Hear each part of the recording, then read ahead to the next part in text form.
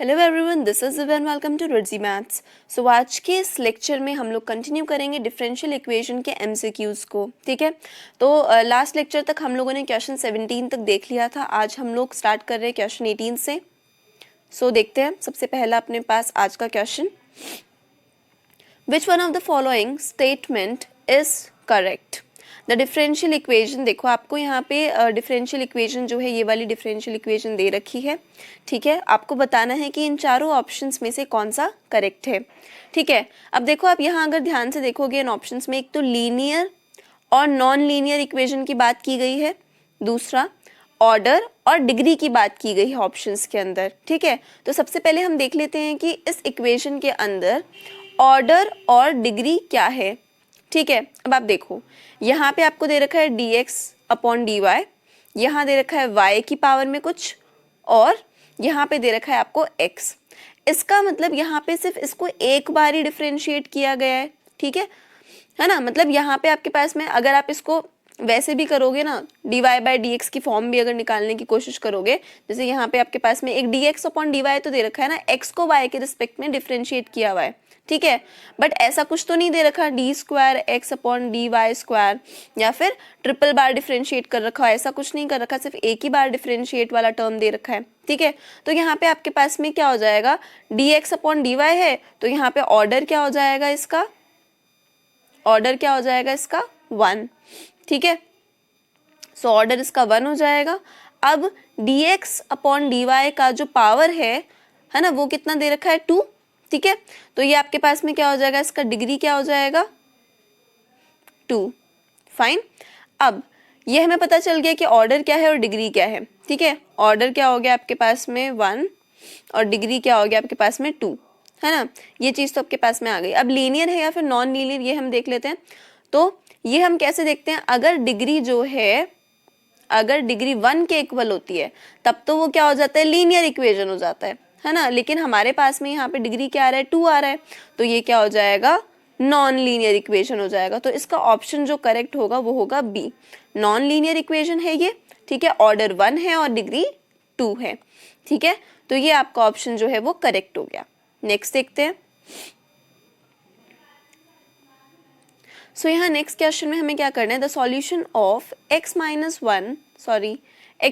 Y square d x plus 2xy dy is equals to 0।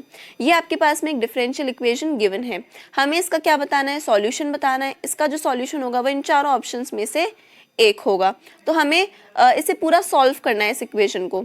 ठीक है, तो सबसे पहले हम क्या करते हैं, इस इक्वेशन को कुछ इस तरह से लिख लेते हैं, ऐसा हम लिख सकते हैं। तो देखो हम इसको सॉल्व करते हैं।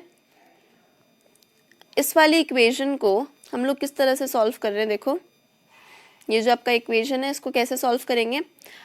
इस वाले टर्म को सबसे पहले हम क्या करेंगे, ऐसा लिख सकते हैं, x minus y square d x minus में is equals to 2xy dy।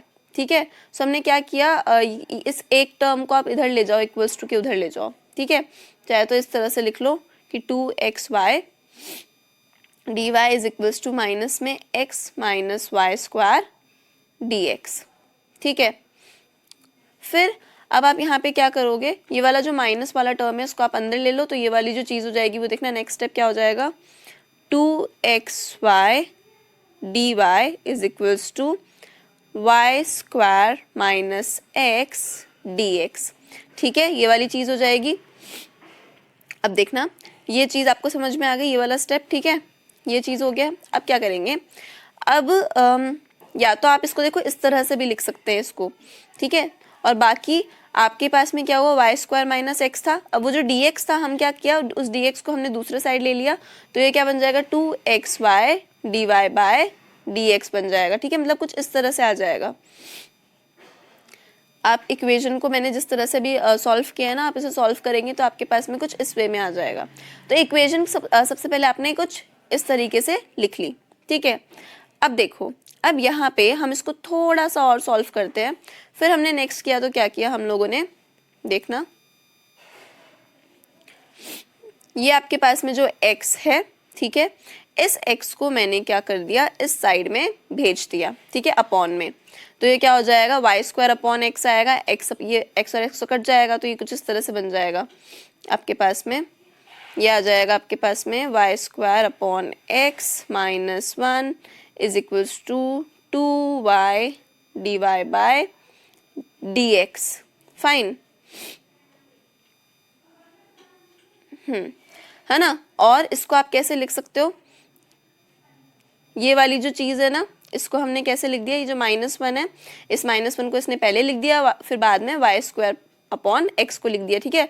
तो इसी चीज़ को, ये वाली जो चीज़ मैंने यहाँ लिखी है ना, इसी चीज़ को कुछ इस तरीके से लिखा हुआ है, ये इस तरीके से इसको लिख दिया, ठीक है। अब हमें यहाँ पे क्या करना है, तो अब वाई स्क्वायर अपॉन एक्स को इस तरफ ले लिया, -1 जो है वो इधर रह गया, इसको थोड़ा सा और सॉल्व कर लिया तो ये आ गया। अब देखो यहाँ क्या करना है, यहाँ पे आपको क्या करना है, आप सब्स्टिट्यूट करोगे वाई स्क्वायर की जगह पे टी, ठीक है।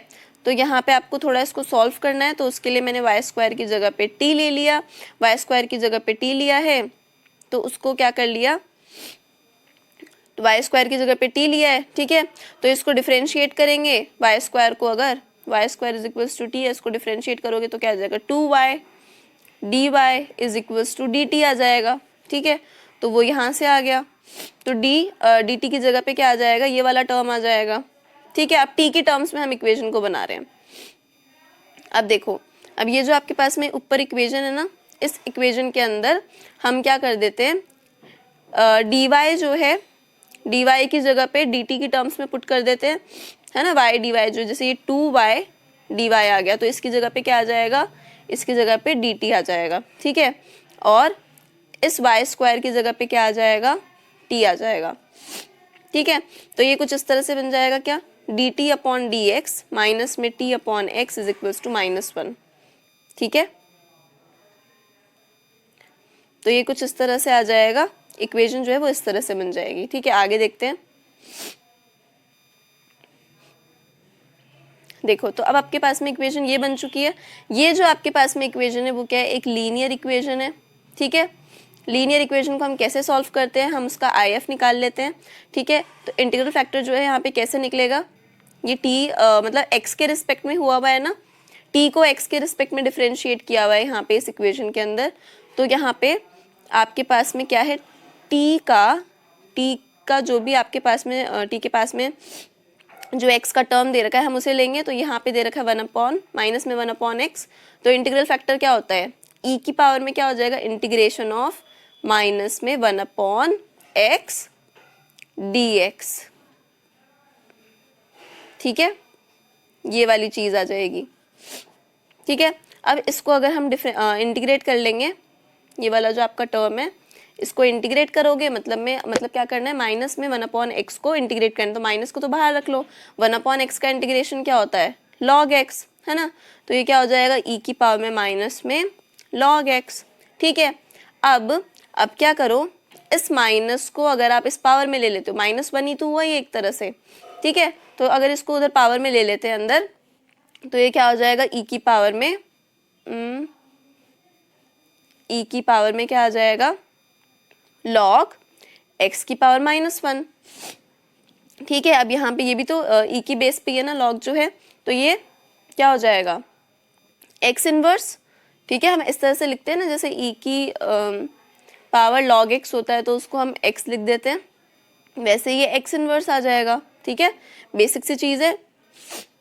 अब हम क्या करते हैं, अब इंटीग्रल फैक्टर तो अपना निकल चुका है x इनवर्स। अब हमें क्या करना होता है, इसका सॉल्यूशन निकालने के लिए हम कुछ इस तरह से करते हैं ना, जैसे t और फिर t के पास में आ जाएगा integral factor is equals to फिर इंटीग्रेशन ऑफ जो भी आपका इंटीग्रल फैक्टर दे रखा है वो, है ना, इनटू जो भी आपका q दे रखा है वो, q मतलब ये वाला जो टर्म होता है, ठीक है, dx प्लस c, है ना। इस तरह से आता है, इस तरह से लिखते हैं हम सॉल्यूशन। तो यहाँ पे देखो t आ गया, ये आ गया आपका इंटीग्रल फैक्टर, ठीक है, x इनवर्स, और फिर इंटीग्रेशन ऑफ, तो -1, ये माइनस क्यों आया है, माइनस यहाँ से आया, -1 जो है, q आपके पास में क्या दे रखा है, -1 दे रखा है, ठीक है। तो यहाँ से -1 जो है यहाँ पे आपका आ गया माइनस में, ये एक्स इनवर्स क्या है आपका इंटीग्रल फैक्टर है, तो ये यहाँ लिख दिया, इसका इंटीग्रेट करेंगे प्लस सी, ठीक है। इसे टी अपॉन एक्स लिख सकते हैं, एक्स इनवर्स को आप अपॉन में लिख ही सकते हो, ठीक है। अच्छा, इसको आपने किया तो ये क्या हो गया, माइनस में 1 अपॉन एक्स का इंटीग्रेशन ही तो हुआ, ठीक है। तो ये क्या हो जाएगा, माइनस में लॉग एक्स प्लस सी। अब क्या करेंगे हम, क्योंकि हमें तो y और x के टर्म्स में सॉल्यूशन बताना है ना, तो हम क्या करेंगे, वापस से t की जगह पे क्या लिख देंगे, वाई स्क्वायर, है ना, और बस t की जगह पे वाई स्क्वायर लिखना है, तो t की जगह पे हमने वापस से वाई स्क्वायर लिख दिया, फाइन। तो आपके पास में कुछ इस तरह से आ गया, इसको थोड़ा और सॉल्व कर सकते हैं, और सॉल्व करने का मतलब क्या होगा, माइनस में लॉग एक्स है प्लस लॉग सी है, तो यह सी अपॉन एक्स हो जाएगा लॉग, तो ये क्या हो जाएगा, लॉग सी अपॉन एक्स हो जाएगा। तो इससे हम लॉग सी अपॉन एक्स लिख सकते हैं इस पूरी चीज़ को, ठीक है। लॉग की बेसिक प्रॉपर्टीज होती है। इतना आपके पास में आ गया। अब अगर इस लॉग को मैं इधर भेज दूं, ठीक है, तो ऐसा होता है ना, जैसे अगर y इज इक्वल्स टू मान लो लॉग एक्स है, ठीक है, अगर इस लॉग को मैं इधर भेज देती हूँ क्या हो जाएगा, e की power y is equals to x हो जाता है। तो सेम ऐसे अगर मैं लॉग को इधर भेज देती हूँ तो ये क्या हो जाएगा, e की power y square upon x is equals to c upon x, ठीक है। ये वाली चीज़ आ जाएगी, एक एक स्टेप लिख रखा है देखो, और फिर इस x को अगर मैं इधर भेज देती हूँ तो ये आ जाएगा, ठीक है। तो ऑप्शन बी जो है आपका यहाँ पे करेक्ट है, ऑप्शन ये आपका आंसर है, ये आपका आंसर है, और ऑप्शन ऊपर देखेंगे तो ऑप्शन बी आपका यहाँ पे करेक्ट है, ठीक है। ये हो गया आपका सॉल्व। नेक्स्ट देख लेते हैं, द सॉल्यूशन ऑफ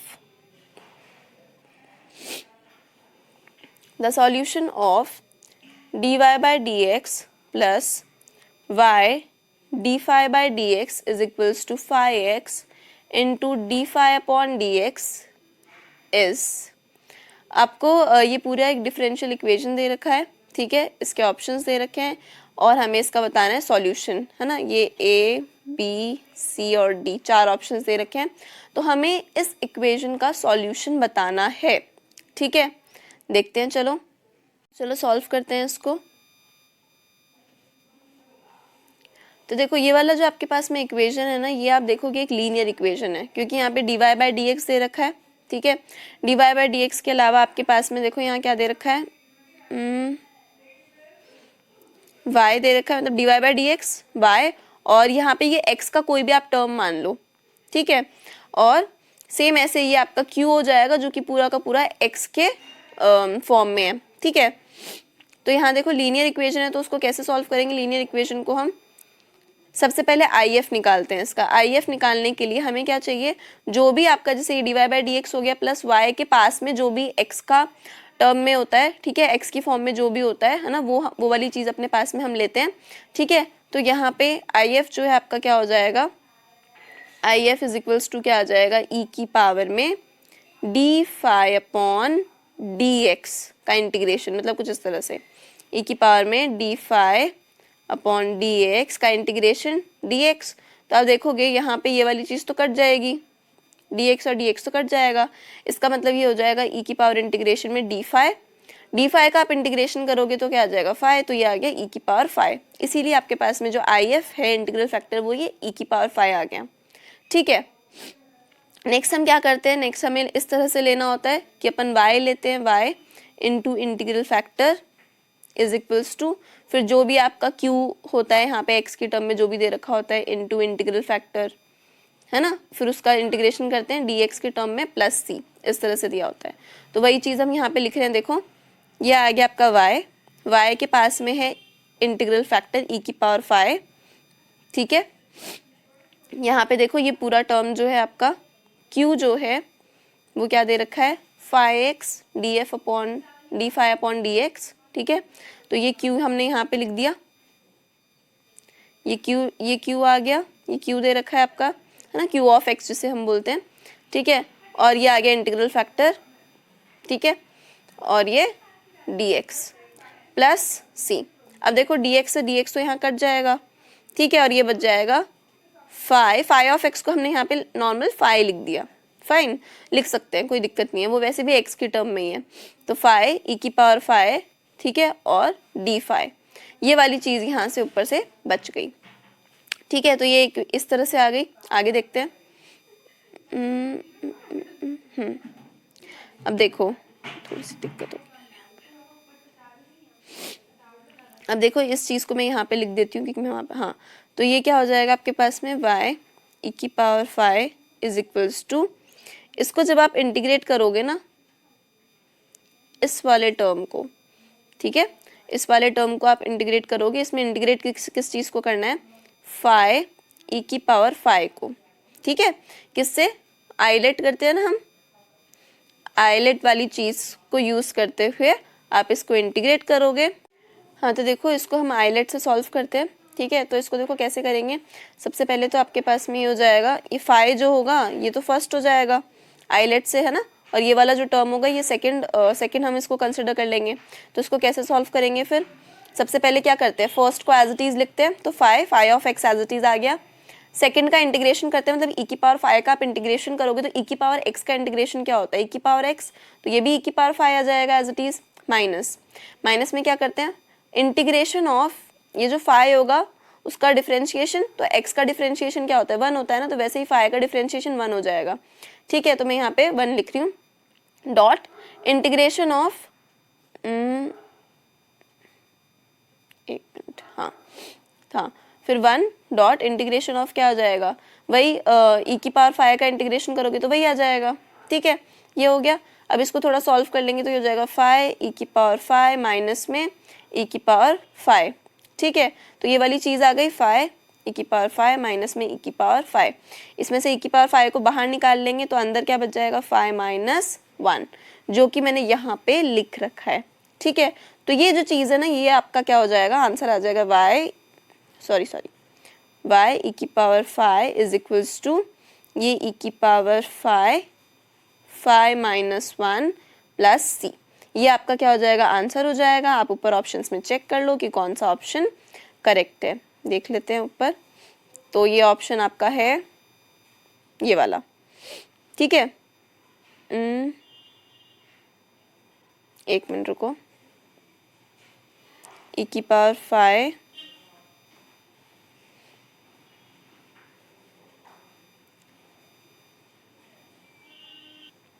अच्छा देखो ऊपर जो ऑप्शंस में दे रखा है थोड़ा सा डिफरेंट दे रखा है। जैसे अपना आंसर जो आया है ना वो ये आया है, y ई की power 5 is equals to e की पावर 5 माइनस 1 प्लस सी, ये अपना आंसर आया है। ठीक है, तो इस ई की पावर 5 मतलब ई की पावर 5 से डिवाइड कर दो, है ना, तो जब आप ई की पावर 5 से डिवाइड करोगी और ये कट जाएगा, यहाँ पे भी ये कट जाएगा, और इस सी के पास में ई की पावर माइनस में 5 आ जाएगा। ठीक है, तो ये वाला तब ये आपके पास में ऑप्शन ए आ जाएगा। ठीक है, तो एक स्टेप और आपको कर लेना है, तो ऑप्शन ए आपको यहाँ पे आंसर मिल जाएगा। ठीक है, नेक्स्ट क्वेश्चन देखते हैं। देखो नेक्स्ट क्वेश्चन अपने पास में, the solution of dy by d x plus 2xy is equals to e की पावर माइनस एक्स इज, वही चीज़ सॉल्यूशन जो है हमें इस इक्वेशन का निकालना है। ठीक है, तो